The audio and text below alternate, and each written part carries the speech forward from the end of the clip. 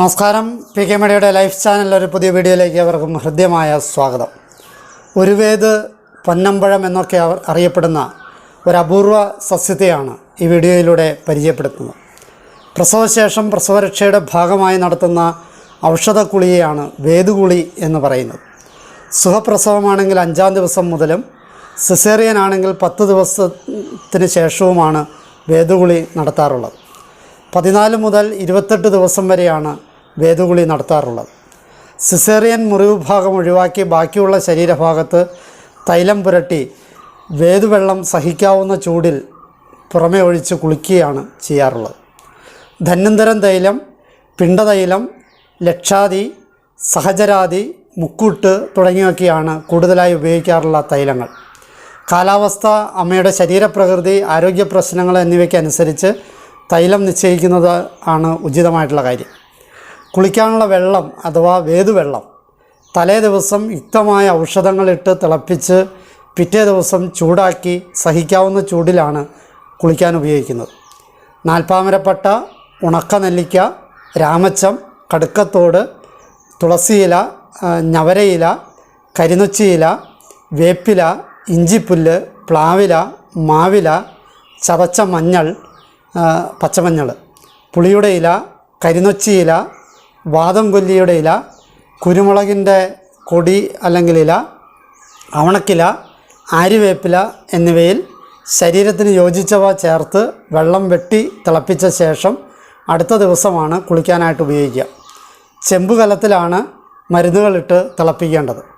മരുന്നുകളിട്ട് തിളപ്പിച്ച ഈ വെള്ളത്തെ വേദുവെള്ളം എന്നാണ് പറയുന്നത്. താങ്ങാവുന്നതിലധികം ചൂടിൽ വെള്ളം ഉപയോഗിക്കുന്ന രീതി ചിലർ അവലംബിക്കാറുണ്ട്. അതത്ര പരിഗണിക്കേണ്ട കാര്യമല്ല. ഒരു വേദ്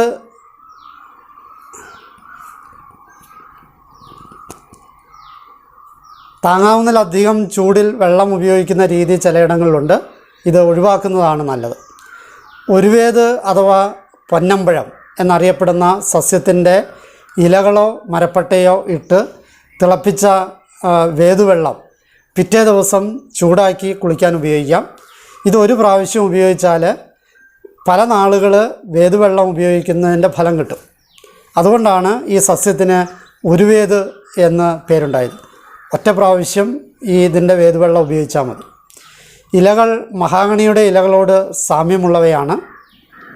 അമ്പഴങ്ങയോട് സാദൃശ്യമുള്ള കായ്കളാണ് ഈ മരത്തിലുണ്ടാകുന്നത്. അതുകൊണ്ടാണ് പൊന്നമ്പഴം എന്ന പേര് ഉണ്ടായത്. 10 മുതൽ 20 മീറ്റർ വരെ വളരുന്ന ഒരു ഇടത്തരം വൃക്ഷമാണ് വേദ്. ഇത് വംശനാശം നേരിടുന്ന ഒരു അപൂർവ സസ്യമാണ്. കായ മുളച്ചാണ് പുതിയ മരം ഉണ്ടാകുന്നത്. പക്ഷേ ഈ കായകൾ മുളയ്ക്കുന്നത് വളരെ കുറവാണ്. അതുകൊണ്ടാണ് ഇത് വംശനാശം നേരിടുക. പഴയ കാലങ്ങളിൽ ഒരു സ്ത്രീ പ്രസവിച്ചു കഴിഞ്ഞാൽ ഈ സസ്യത്തെ അന്വേഷിച്ച് പോവുക പതിവാണ്. ഇതിൻ്റെ ഇലകളോ അല്ലെങ്കിൽ മരപ്പട്ടയോ ഉപയോഗിച്ചാണ് പഴയ കാലത്തെ പ്രസവ ശുശ്രൂഷയുടെ ഗൗരവമായ ഒരു കാര്യം ചെയ്തിരുന്നത്. എണ്ണയുടെ മെഴുക്ക് കളയാൻ വേണ്ടി ചെറുപയർ പൊടി, കടലമാവ് അല്ലെങ്കിൽ മൃദുവായ സോപ്പ് എന്നിവ ഉപയോഗിക്കാം. സോപ്പ് പരമാവധി ഒഴിവാക്കുന്നതാണ് നല്ലത് വേദ് കുളിക്ക് വേണ്ടിയിട്ട്. തലയിൽ ഒഴിക്കാനുള്ള വെള്ളം ഉണക്കനെല്ലിക്ക, രാമച്ചം, ചന്ദനം മുതലായവ ഇട്ട് തിളപ്പിച്ചാറിയത് തണുത്തതിന് ശേഷം വേണം ഉപയോഗിക്കാനായിട്ട്.